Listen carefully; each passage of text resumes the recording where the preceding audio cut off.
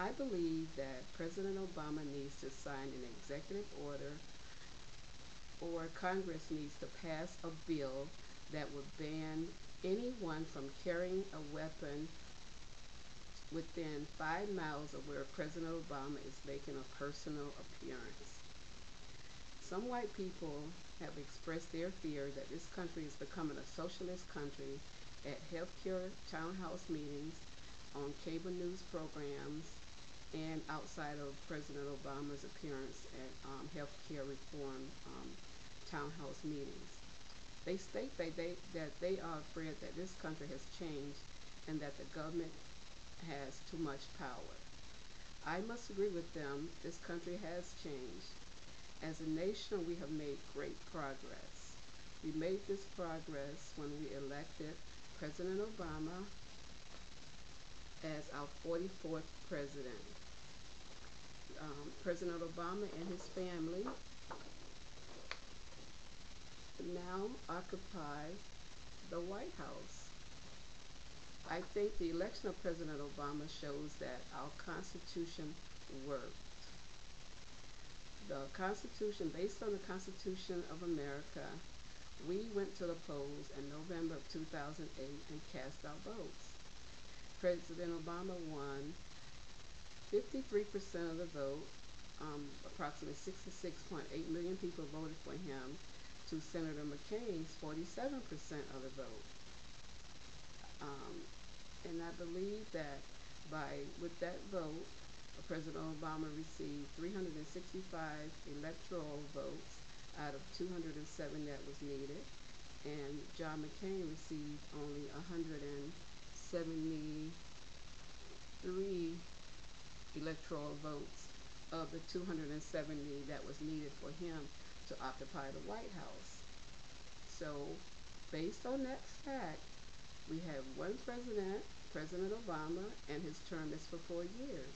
For those of you who, just like me, couldn't believe that in your lifetime that a black man would be president of the United States of America, it's true. It happened in your lifetime. If you're white or black, it happened.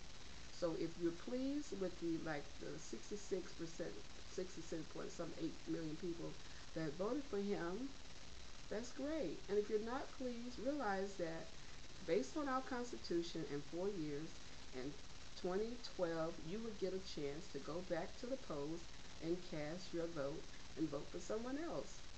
And if you don't like his health care reform bill that he's going to pass, because just like Bush during his 8 years in office, passed bills that he supported, signed bills that he supported, including giving tax cuts to the wealthiest Americans based on a trickle-down economic policy that we know now did not work, but we had to let his terms end before we, who opposed him, who voted against him in 2000 and 2004, we couldn't vote again until 2008.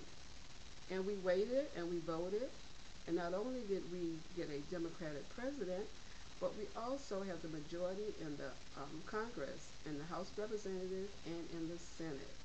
So American people, we voted for change. That change is evident, it's true. The fact that people are showing up with guns at rallies just shows us that just how crazy things can happen and can get out of order. Based on what I've seen on television, no other president has had people to show up with weapons at any rallies where they appeared. And so it can't be a coincidence, America, that now that we have a black person in the White House, now people are coming out, white people with weapons, and I am afraid. As a black person, I am scared. I am scared because not only for my safety, but for this country. We cannot have another civil war. We cannot go there. We are a democracy. And based on the democracy and based on our Constitution, President Obama is the President of the United States of America. And we must do everything that we can as citizens to make sure that this great democracy stands. So I'm asking all Americans, who, to realize this. And those of us, we cannot be silent. We cannot be a silent majority. We must get guns banned from rallies. Not only is it putting his safety in jeopardy, but just the sight of such a thing, just watching on television, calls me fear, calls me to be very fearful for this country, for this nation, for my family, for all Americans. Thank you very much.